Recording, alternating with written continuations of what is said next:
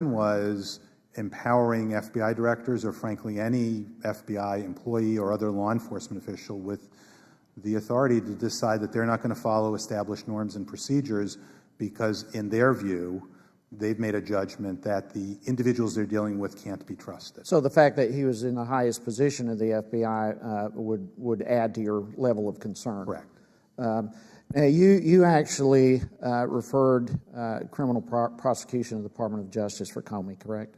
We're required by the IG Act to send information that we've identified that could plausibly be criminal to the department, and we've. That's pretty monumental. Do you know of any FBI director who in the past has ever had a criminal prosecution? I wouldn't know as I sit here today. Or any other head of any federal agency? I do actually, so okay. But I'll keep that.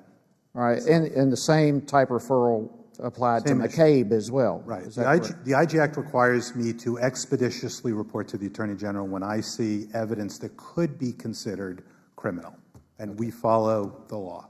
Okay, thank you very much. I thank the gentleman. The gentleman from Maryland, Mr. Raskin, is recognized for his 5 minutes. Mr. Chairman, thank you. Inspector General Horowitz, the committee's investigating efforts by the Department of Education to interfere with the integrity of its Inspector General office and its operations. On December 17th last year, Education Committee Chairman Bobby Scott requested that the IG examine at the Department of Education, examine the department's decision to restore recognition of the accreditor for several failed for-profit universities. And the Education Department was apparently unhappy with the IG's subsequent decision to conduct this investigation. The leadership was apparently so perturbed and threatened by the IG investigation that they tried to shut it down. On January 3rd of 2019, Deputy Secretary of Education Mitchell Zeiss wrote a letter to the acting Inspector General Sandra Bruce asking her to drop the investigation, and if she refused, demanding that she change its scope by having it take a deeper historical dive into the Obama administration. When Ms. Bruce responded to the department's request, naturally by asserting her institutional independence as the Inspector General, the Deputy Secretary ordered her to step down from the position. The department apparently planned to replace her as an independent IG with an agency insider, the Deputy General Counsel currently at the department. Were these actions by the Department of Education appropriate? No, I was very concerned about it when I heard about it from acting IG Bruce, and I worked with her to address the issue, which successfully occurred. Have we seen similar kinds of assaults on the independence and integrity of inspector generals in other departments? Frankly, over time, there have been. As I mentioned in my opening, it's a perpetual challenge for us. Agencies aren't always enamored with our oversight efforts. Was there anything wrong with, or is there anything wrong with committees in Congress or members of Congress writing to inspectors generals, urging them to investigate this or that alleged misconduct? Not at all. I get those pretty frequently. After this committee urged the White House to reverse course in firing Ms. Bruce, the department reinstated her as the acting inspector general, but the department is refusing to make individuals available for interviews about how and why the decision was made to fire her in the first place. Ms. Bruce has been serving as acting IG for over 9 months. President Trump has still not appointed an individual to fill this position on a permanent basis. Mr. Horowitz, when you testified before this committee last November, there were 14 vacant IG positions, and 12 of those were presidentially appointed Senate-confirmed positions. As you stated in your testimony, there are still 12 vacancies. Why is this a problem for the government? Frankly, and again, this has been a perpetual challenge for us, IGs are not a priority, or don't seem to be a priority, I should say, when considering vacancies in the government. And that's true, frankly, when nominations, in terms of nominating people, and also, frankly, getting them confirmed. Do an outstanding job. There was a 15-month vacancy at the DOJ between Mr. Fine leaving and me getting the position. And the acting IG, who was the deputy, did a fine job. But you don't have the ability to push back when that independence issue comes up in quite the same way. I'm Senate confirmed. Ms. Bruce's predecessor was Senate confirmed. There's a certain authority that comes with that when you come before Congress, when you deal with Congress, and when you deal with your leadership, because they know you're there. They know they can't remove you. It has to be, and it can only be the president. The Attorney General has no authority of me. The Secretary of Education had no authority over Ms. Bruce's predecessor. That's a big difference. The president hasn't even nominated a candidate for 9 of these positions, including the Departments of Education, Defense, Treasury, HHS, and the EPA. The Department of Defense, with a budget of more than $700 billion, has not had a permanent IG since January of 2016. What can be done to put this on the radar? Well, one of the things that was done is last week, on the Senate side, the Homeland Security Committee there, which handles IG nominations, wrote a bipartisan letter of the entire committee.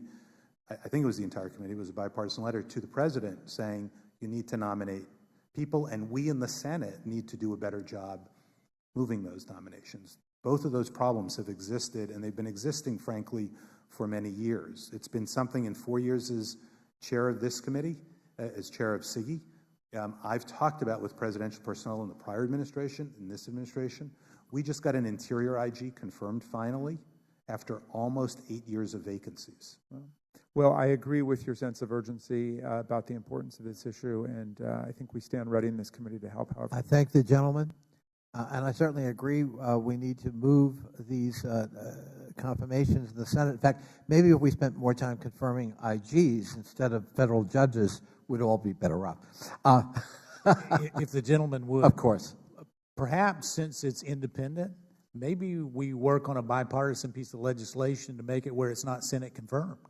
I mean, actually, those appointments, if we could truly make it where it's not Senate confirmed, move it through where you have the IG committee. Let's at least see if we can work on it. Fair enough. The gentleman from Florida, Mr. Stubbe, is recognized for his 5 minutes. Thank you, Mr. Chairman. And Mr. Horowitz, I'm going to kind of pick up where Mr. Heiss left off. He was asking you about the fact that Comey had been referred criminally by your report, and that's correct? That's correct. You also referred Andy McCabe for federal prosecution. Is that correct? We made the same referral pursuant to the IG Act as with Mr. Comey as we do whenever that provision applies. And that's a criminal referral? That's as the IG Act requires us to do, yes. And so was McCabe the acting director when you referred him? I'm not going to get into the precise timing, actually, of it. But the answer would be no, because, actually, I can say that by the time the issue came to be, it was after August 1st, which is, I think, the August 1st of 2017, which is, I think, the date of Director Wray's installation. Okay, and why did you refer him for criminal prosecution, McCabe?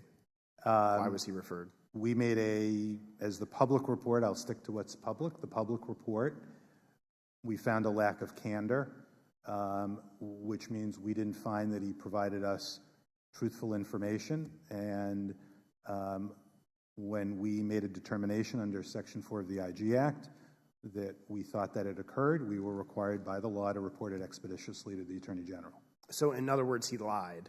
I mean, you say lack of candor. We make a lack of candor finding. I'm going to defer to the prosecutors. In a report last year, we criticized the FBI director for usurping the authority of the Attorney General to make prosecutorial decisions. I'm not going to do that today. Okay. And you also found that McCabe failed to safeguard FBI information. Is that correct? Well, what we found was, just to be clear, that he had provided information to, or authorized an employee to provide information to a reporter that was FBI information. So we have 2 heads of the FBI, 1 director, 1 acting director, we think close around to the timeline, both referred for criminal prosecution. Is that, I'm saying Pursuant that to the IG Act, we made referrals in both instances. So I want to point out how profound that is for those sitting at home and for the American people, that we have 2 back-to-back heads of the FBI, both referred for criminal prosecution. Both of these heads of the FBI failed to safeguard sensitive FBI information. Is that correct? In both instances, they disclosed to reporters information that was protected FBI information, sensitive law enforcement. And I want to move quickly to the latest report on Comey, and I'm going to just read from page 52. In this analysis section, we address whether Comey's actions violated Department and FBI policies or the terms of Comey's FBI employment agreement. We determined that several of his actions did. We conclude that the memos were official FBI records rather than Comey's personal documents. Accordingly, after his removal as director, Comey violated applicable policies and his employment agreement by failing to either surrender his copies of memos 2, 4, 6, and 7 to the FBI or seek authorization to retain them, by releasing official FBI information records to third parties without authorization, and by failing to immediately alert the FBI about his disclosures to his personal attorneys once he became aware in June of 2017 that Memo 2 contained words that were classified at the confidential level. Did I read that accurately? I don't have it in front of me, but it certainly sounds like that's accurate. You've previously faulted the FBI director in your report of last year. In your report on Comey's memos, you wrote, "We have previously faulted Comey for acting unilaterally and inconsistent with department policy." That was the Clinton email IG report. Correct. In your report on the FBI's investigation of the Clinton emails, you wrote, and quote, "We found that it was extraordinary and insubordinate for Comey to conceal his intentions from his superiors, the Attorney General and Deputy Attorney General, for the admitted purpose of preventing them from telling him not to make the statement and to instruct his subordinates in the FBI to do the same." Is that correct? Yeah, I don't have the language in front of me, but It's I certainly recall that general language. It's Clinton email IG report, page 241. You use the words extraordinary and insubordinate. You're not exactly someone who would make such bold characterizations. In that case, you found his misconduct merited these conclusions? Yes. You found Comey's conduct this year just as troubling, correct? We found it troubling. I'm not going to make a relative judgment as to which was Well, more you wrote, troubling. and I quote, "Comey's unauthorized disclosure of sensitive law enforcement information about the Flynn investigation merits similar criticism." Page 61, Comey memo report. Correct. Merits similar criticism. Agreed.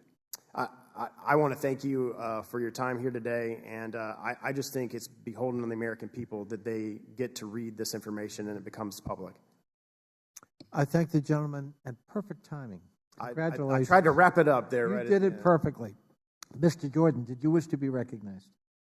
Unless the ranking member wanted to go. He's deferring to you. Okay. Thank you, Mr. Chairman.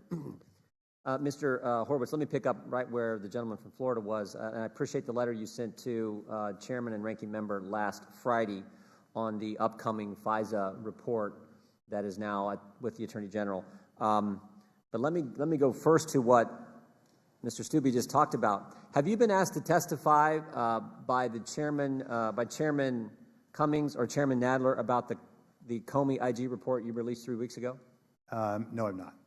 Have you been approached at all by the chairman of those respective committees? Personally, I have not. I can check with anybody else in my organization, but I'm not aware of any. They've been asked you about it? Oh, I'm sure they've asked about it. But I'm sorry, ask talking about scheduling ask a about you hearing. testifying and answering questions about that specific report. About a hearing, I don't No believe hearing. there have been discussions. Have you had any discussions with Chairman Cummings or Chairman Nadler about the upcoming FISA report, particularly subsequent to this letter, or even before this letter, about the FISA report when you might testify in front of either committee? We haven't had, to my knowledge, discussions about testimony or a hearing. But We've had you would- discussions generally about the report and timing, but not about. I think in your letter you point out you talked to over 100 interviews, over 1 million records your team examined. You spent a lot of time on this report. This is pretty significant. You would anticipate testifying in front of both the House Oversight Committee, which has jurisdiction over the Inspector Generals, and the House Judiciary Committee. Is that right?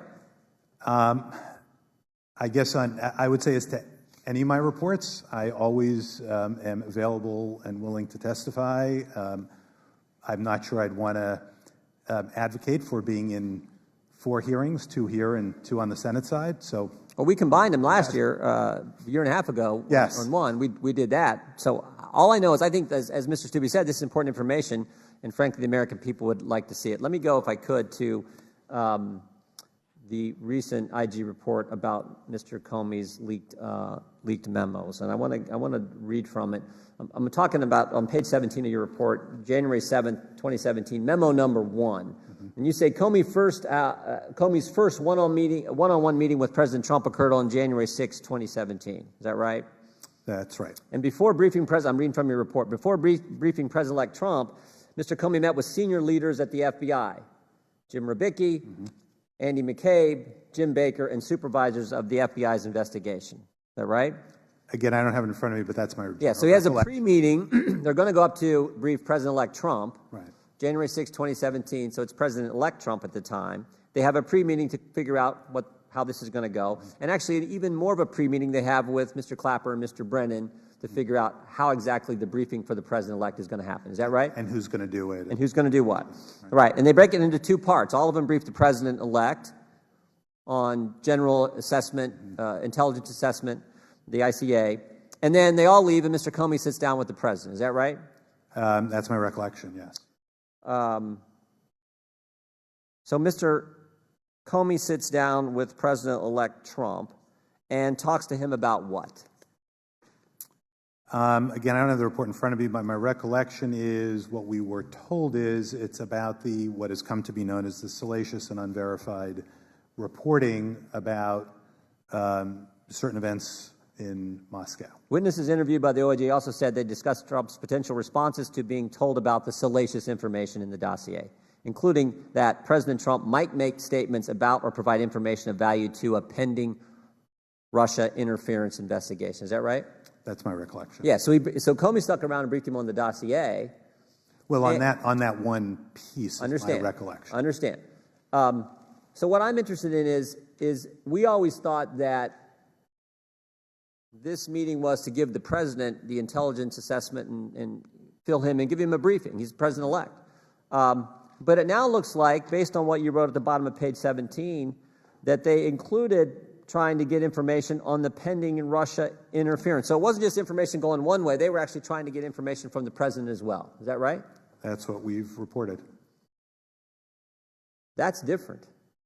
That's different. That's something I don't think we knew before. Multiple FBI witnesses recalled agreeing ahead of time that Comey should memorialize this event after it happens, right? Right. So he gets in the car on the way home, and he immediately starts memorializing what took place. It's interesting. One of the things that he said, the reason they did this was because they thought the president-elect might misrepresent what happened in the encounter. Remember that from the report? Vaguely. Yeah. Again, I'd have to. It says it on page 18. I think that's amazing to me because the irony was the only one misrepresenting anything, it seems to me, was Mr. Comey, because all the while he's trying to get information from the president about the pending investigation, he's been telling the president he's not even under investigation.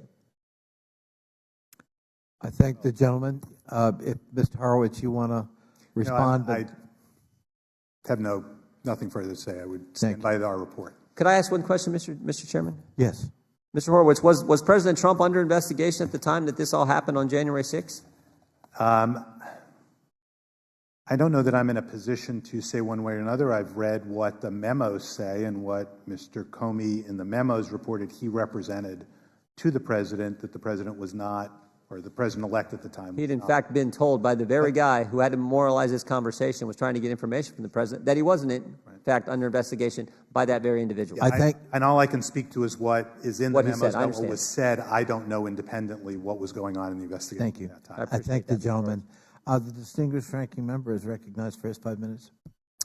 Thank you, Mr. Chairman. Mr. Horowitz, I'm going to follow up a little bit on where Mr. Jordan just said, but before I do that, I want to say this. The chairman and I were talking about, we appreciate your professionalism. The fact that he can't influence you and the fact that I can't influence you may frustrate both of us, but we both appreciate the fact that we can't actually affect your independence. And here's, if your IG community at DOJ shared information with the media the way that you found in your inspections, would that undermine your overall objective in terms of sharing information with the media? If anyone on my staff Yes. did that, there would be serious consequences because it would have a significant effect on our work. And so wouldn't you draw the same conclusion that sharing information under ongoing investigations within the DOJ and FBI is not a practice that we should actually embrace? Absolutely.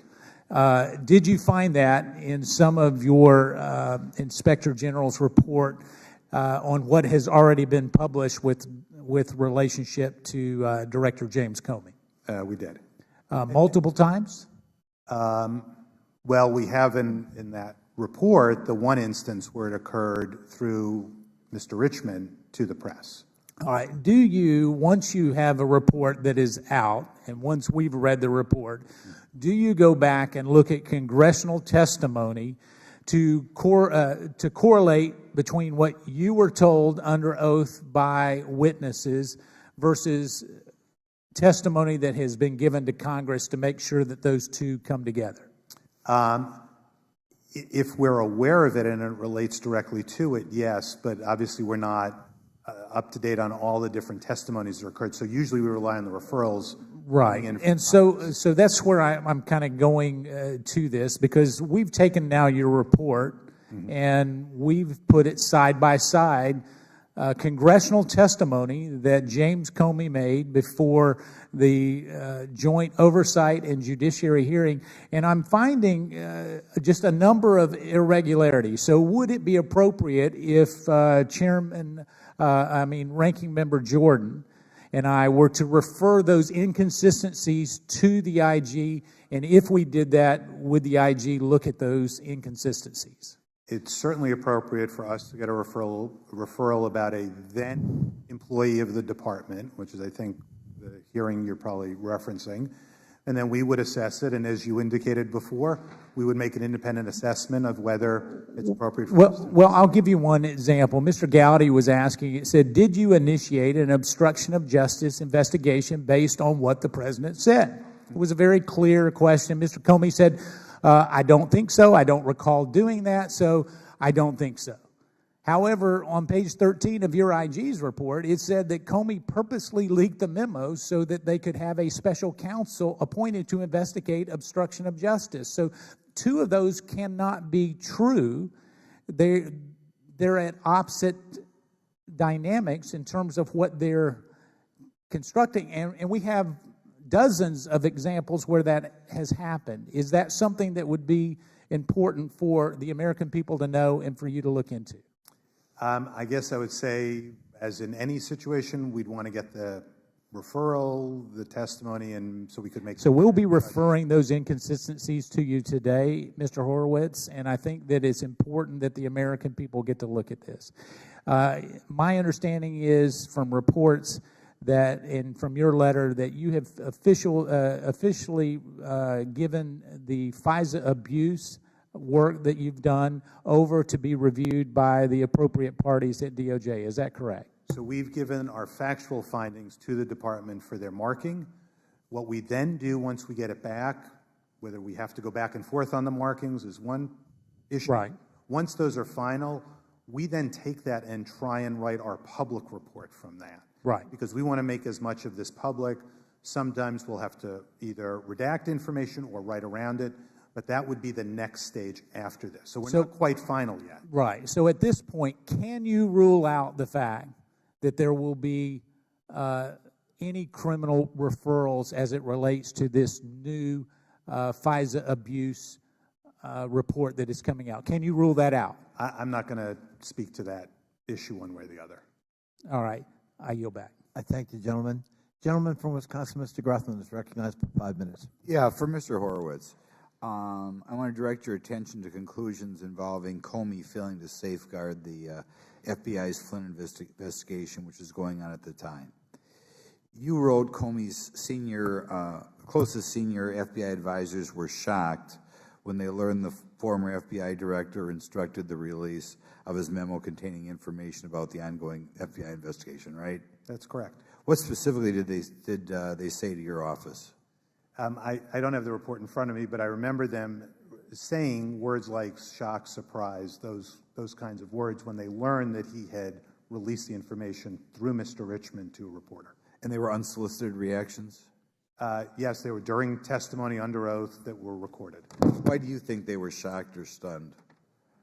Well, it was completely inconsistent, as we wrote in the report, with department policy and how we expect, and I think they expect, FBI employees to handle law enforcement information. Okay, one advisor used the term disappointed to describe Comey's misconduct. Can you explain why they'd be disappointed in the FBI director? Well, I'm not going to speak to what was in their mind when they said the words, but I can say again, I think there's a general understanding in the department and within the FBI that when you have law enforcement information, you don't disclose it to the press when there's an ongoing criminal investigation, which there was at the time. Okay. Comey discussed or showed contents of the memos with people outside the FBI, correct? Correct. Okay. Then acting DA Administrator Chuck Rosenberg saw a Comey memo, right? I don't have the report in front of me. I think that's correct. I think they either talked about it or he showed it to him. Okay. I'll tell you what I'm going to do. I right now have a vote in another committee, so I'm going to yield the rest of my time to Congressman Jordan. I thank the gentleman for yielding. Gentleman is recognized. Mr. Horowitz, I'm going to go back to page 17, where we were a few minutes ago. Before briefing President-elect Trump, Comey met with senior leaders of the FBI, including Chief of Staff Jim Rubicki, then FBI Deputy Director Andy McCabe, then FBI General Counsel Jim Baker, and the supervisors of the FBI's investigation of the Russian interference in the 2016 presidential election. So he meets with his key players, key team, people heading the investigation, and the top people at the FBI. Goes up to Trump Tower, has the meeting, his one-on-one meeting with the president where he briefs him on the dossier. That meeting is done. He immediately comes back out and starts recording what took place, memorializing the conversation with the president-elect. Right? Correct. Multiple FBI witnesses recalled agreeing ahead of time that Comey should memorialize this meeting. So the same people that he met with in the pre-meeting said, hey, when you go talk with the president-elect, as soon as you come out, we're going to have a secure laptop, you write it all down. Right. And you need to write it all down because we think the president-elect might misrepresent something later on, right? If I recall correctly, that was one of the reasons. One of the reasons, all right? Even though the very guy who's in there giving the briefing is misrepresenting a fundamental fact to the President of the United States, telling him he's not under investigation when they're actually trying to set the President up, in my opinion, get information from the President.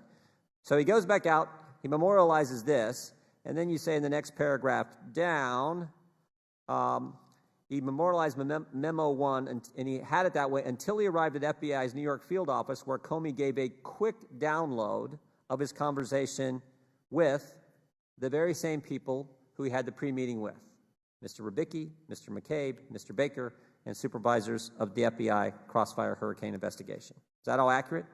That's my recollection. Okay, so you used three names twice, Rubicki, McCabe, and Baker, and then instead of saying other names, you say supervisors. Are those supervisors the people who I suspect they are, the people who ran the Crossfire Hurricane? Are those supervisors Peter Strzok and Lisa Page? I don't recall as I sit here. I'd have to go back and look at it. And if we can, with all of these issues, we have to look at the Privacy Act and other laws to see what we can do. But I'll go back and check. I'm not sure that is the case, so let me go back and check. Could it be a bigger number than those two? If it's not those two, it could be other two. Or it could be others. It could be others as well, or it could be yes. those two plus others. I don't know as I sit here who were those individuals. Is it likely that Peter Strzok is one in knowing that he was the guy who led the Crossfire Hurricane investigation?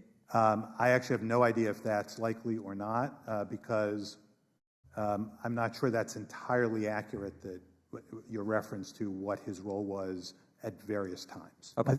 I thank the gentleman. Thank you. Thank for you, your response. and Ms. Thank you, Horowitz. Mr. Jordan. Chair now recognizes himself for his 5 minutes.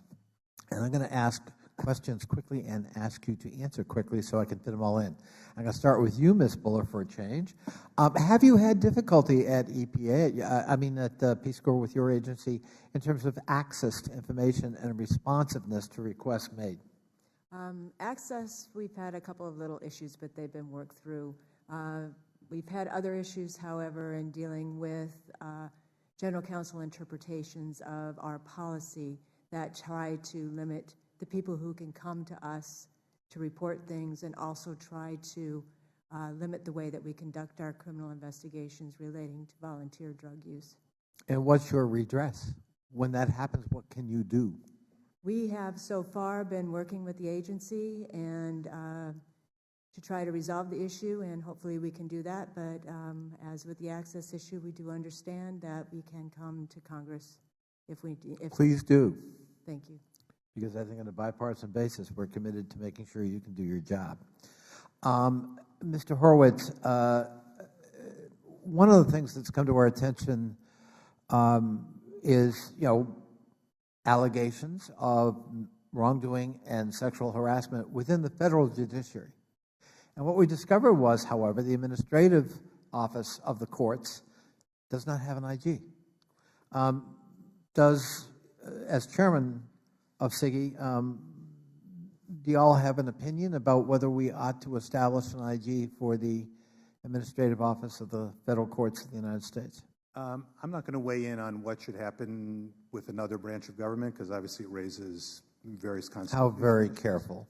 But I will say that speaking of our own work in the department, we've played a very important role in addressing sexual harassment, sexual misconduct in the Justice Department, and I'm not confident that would have occurred in the absence of an Inspector General. And so therefore, inferentially, one could conclude from that statement that we all benefit from having IGs, and presumably another branch of government might benefit too.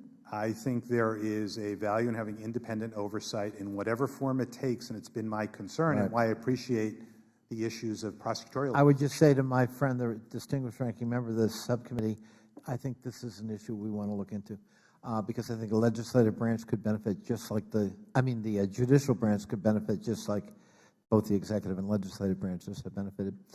Mr. Dahl, transparency.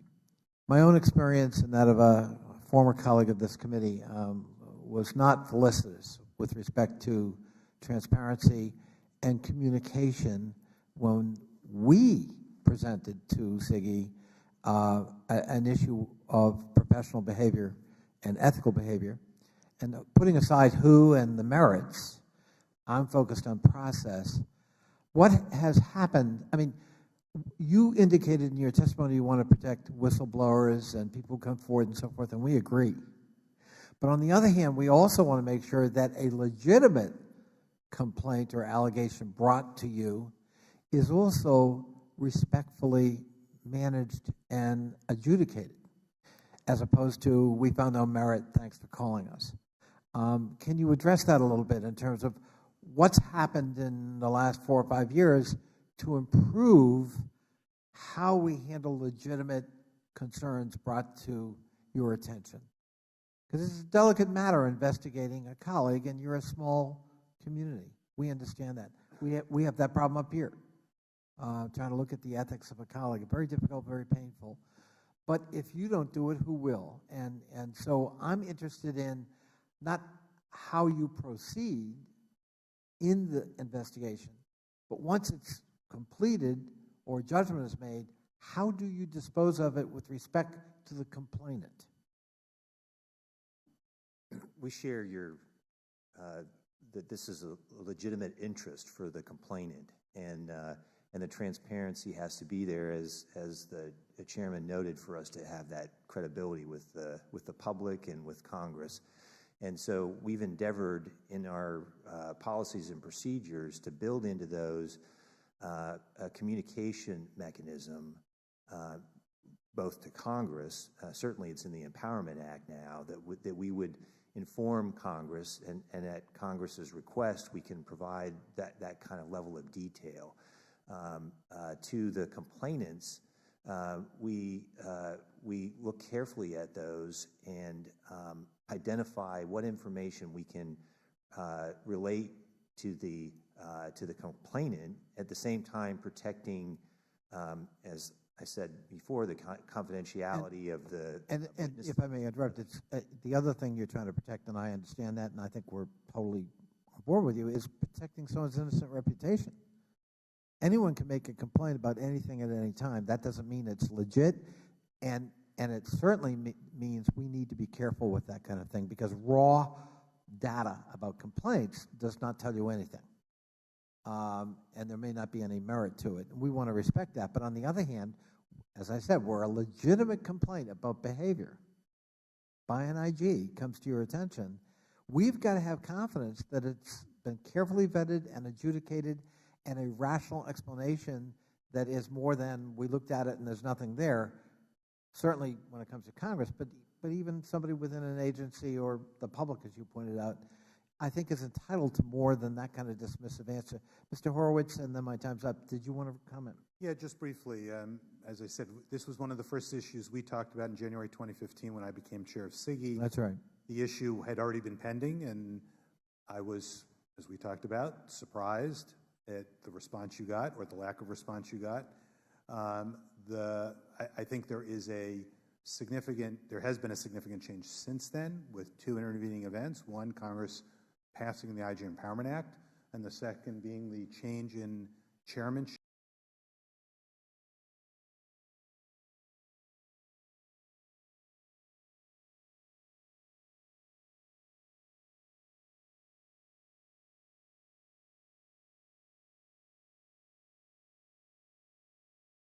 of the committee, so that broader than that. Right. We're looking at Agreed.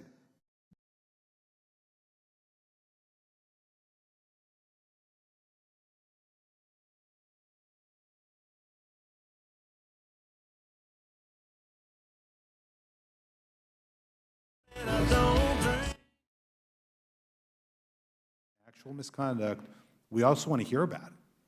We want to be the ones to find it. We want to be the ones to investigate it. We have, and I appreciate your comment about the numbers, because if anyone looks at just the incoming complaints versus the actual numbers, they might wonder the significance of it for all the reasons you've articulated and how to do them. And so I think there has been an important change with both the shift in management of it, but also the policies and procedures put in. We very much look forward to continuing the dialogue with you. We couldn't agree more that the public, members of Congress, all of our stakeholders have to be confident in what we do. It's one of the reasons on the whistleblower side we've put so much effort into reaching out to the community, the stakeholders there, set up the webpage, done that work, because they need to know they can trust us and come to us. Same here. We want, if there's real misconduct, actual misconduct, we also want to hear about it. We want to be the ones to find it. We want to be the ones to investigate it. We have, and I appreciate your comment about the numbers, because if anyone looks at just the incoming complaints versus the actual numbers, they might wonder, how do you get from 1,000 or more to 10 or 20 or 5? But we have a similar issue at our DOJ. I get 10,000 plus complaints a year. A lot of those shouldn't belong with us and don't belong with us. Yeah. And here we have the added situation of it being easy to make a retaliatory complaint against an IG for doing their jobs, and then complaining that somehow we were corrupt in what we did. or biased. Or biased. Yeah. Now, that's not an unfair matter to come to us. To be clear, I'm not saying that never could be the case, but the risk is it's coming to us solely because we did our jobs. I thank you so much. We're going to be submitting additional questions for the record, and if you could expeditiously but thoughtfully try to answer those. And anybody who wants to submit additional questions, please feel free to send them to the chair, and we will forward them. And before I adjourn the hearing, and I want to thank all three of you for being here, I want to call on the ranking member for any additional comments he may have. Thank you, Mr. Chairman, for your leadership on this, and again, thank you. The great thing about the inspectors generals is that whether there's a Democrat in the chair or a Republican in the chair, the value remains the same. And so I just want to thank all of you for your work. I would say this, the chairman has just introduced a piece of legislation that is very meaningful, and I think it would be important for us to get it to markup as quickly as possible, get that through the markup process and to the floor, and we give them a thumbs up or a thumbs down or a